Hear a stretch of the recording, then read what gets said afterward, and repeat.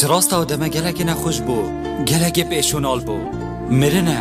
به هندک پیواز نشم در برین شوی چنده بگموی نخوشیه از بخوده که همه از هشک راوستم و من گوت یا خوده تو بمزناه یا خود که نراست بیتن اوه ازت بینم و من هر گوت یا خوده اوه خواهم بده ازت بینم تخونه ده هندک جارا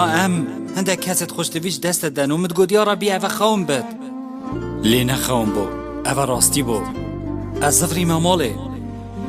من گوت چه چمت به ماله و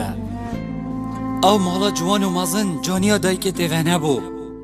چند تا خانیه که جوان و مازن هبیدن چند تشته جوان دوی خانی و هبن اگر دایی که دوه نبد و دو هر روز سپیده یا نه چه سر دایی که خون ماچی نگی لوی دمی چه جوانی و خوشی دوی مال ونینه باورش من بگه مف چنده یا تاقی گیری به دایی که مال یا نخوشه هم بزا دایی که لهر جهه که هبیدن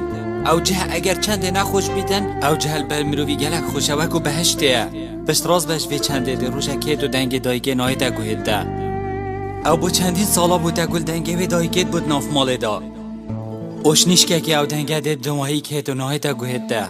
او جا اگر دایگه دا ساخ بیتن بلا دا آگه شه بیتو دلوی بر دوام خوش که او زی که هر دسته ما چی که بریش دسته تب چیدن